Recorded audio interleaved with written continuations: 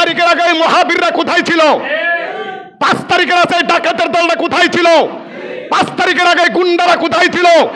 একটাও রাজপথে খুঁজে পাওয়া যায় নাই। যারা আজকে বড় বড় কথা বলতে চায়, যারা আবার টেন্ডারবাজি করতে চায়, যারা আবার চাঁদাবাজি করতেছে, টেন্ডারবাজি করতেছে, যারা হাত বদল করতেছে, যারা নিজেরাই মনে করতেছে আমরা ক্ষমতার মসনদে চলে গেছি, এদের দিকে আপনি তাকান, এদের কথা স্মরণ করান। 5 তারিখের আগেই মহারথীরা কোথায় ছিল? 5 তারিখে সর্বপ্রথম ইসলামী আন্দোলনের আমির 2 লক্ষাধিক নেতাকর্মী নিয়ে বহু রাজনীতিবিদরা এটা পর্যালোচনা করেছে। যখন বাইতুল মোকাররম থেকে যখন রওনা করেছিলেন, সর্বপ্রথম আমাদের নায়েবে আমিরুল মুজাহিদিন এই সরকারের কারফিউ ভঙ্গ করেছিলেন, গুলি থামিয়ে দিয়েছিলেন। কথা বলেন ঠিক না ঠিক? এরপরে ছাত্ররা ময়দানে আসতে পেরেছিল। 5 তারিখে আমাদের নায়েবে আমির তাদের কারফিউ ভঙ্গ করার আগে কেউ রাজপথে দলা হতে পারে নাই।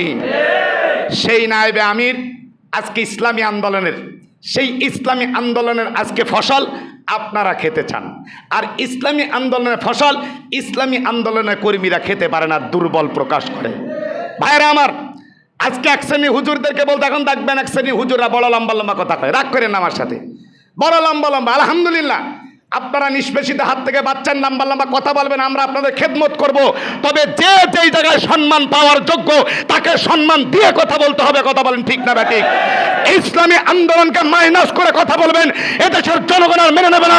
ইসলামী আন্দোলনকে ছোট করে কথা বলবেন, এদেশের জনগণ মানবে না, মানবে না, মানবে না। এই জন্য মুখে লাগাম দিয়ে কথা বলতে হবে, লাগাম দিয়ে কথা বলতে হবে। ইসলামী আন্দোলন আর সেই ছোট খোকা আন্দোলন নয়। ইসলামী আন্দোলন তার যৌবনে পদাপন্ন করেছে। ইসলামী আন্দোলন হাঁটি হাঁটি পা পা করে তার যৌবনে অবস্থান করেছে। এই জন্য আমরা কাউরে ছোট করে বলি না, শুধু এতটুকু বলবো, যে যেই জায়গায় যতটুকু সম্মান পাওয়ার যোগ্য তাকে ততটুকু সম্মান দিতেই হবে।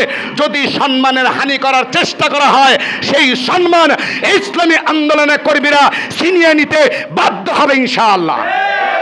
ছিল এসি ঘরের ভিতরে, এসি ঘর থেকে শুধু ঈদের পরে প্রোগ্রাম, ঈদের পরে প্রোগ্রাম, ঈদের পরে প্রোগ্রাম, আর শেষ পর্যন্ত বলেছিল যে এই সরকারকে কেউ তাড়াইতে পারবে না আল্লাহ ছাড়া। কথা কন না কেন? এই সরকারকে 41 সাল পর্যন্ত কেউ দাঁড়াইতে পারবে না আল্লাহ ছাড়া। আমরা আল্লাহর উপর ভরসা করেছি, আমরা এসি ঘরে ঢুকে নাই, রাজপথে থেকেছি, আল্লাহর সাথে ভরসা করেছি। কথা কন ঠিক না ঠিক? এই গণতন্ত্র নামক যে প্রেসক্রিপশন আবিষ্কার করেছে, এই প্রেসক্রিপশনে আমার দেশ চলে, এই প্রেসক্রিপশনে আমার সমাজের বিচার চলে, এই প্রেসক্রিপশনে আমার ইউনিয়নের বিচার চলে, এই প্রেসক্রিপশনে আমার থানার বিচার চলে, এই প্রেসক্রিপশনে আমার নিম্নকোর্টের বিচার চলে, এই প্রেসক্রিপশনে আমার জজ কোর্টের বিচার চলে, এই প্রেসক্রিপশনে আমার হাইকোর্টের বিচার চলে, এই প্রেসক্রিপশনে আমার সুপ্রিম কোর্টের বিচার চলে, এই প্রেসক্রিপশনে আমার সংসদ ভবন চলে।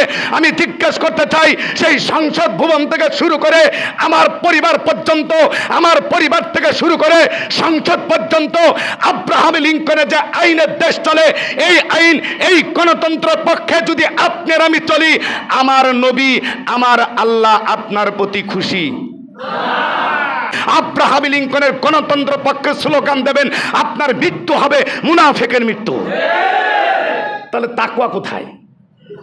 সেই জায়গা থেকে আমি বলবো, এই 53 বছর পর্যন্ত আমার দেশে গণতন্ত্র আইন চলে।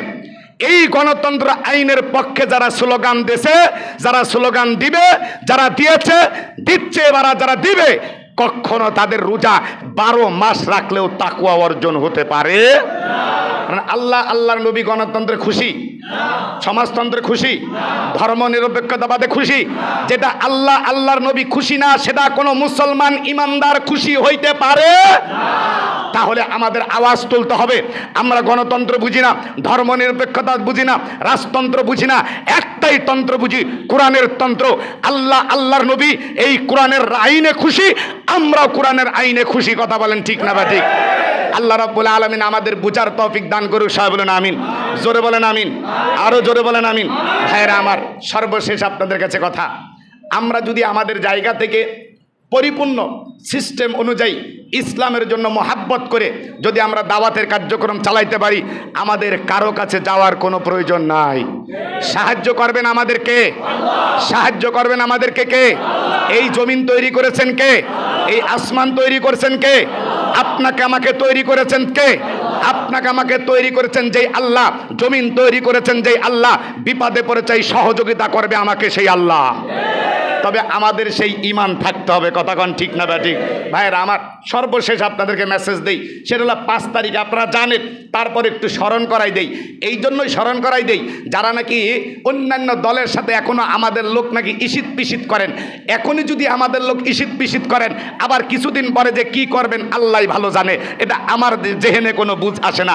আমি আপনাদেরকে একটু স্মরণ করাতে চাই, আজকে যাদের সাথে আপনারা ইসিত পিসিত করতে চান,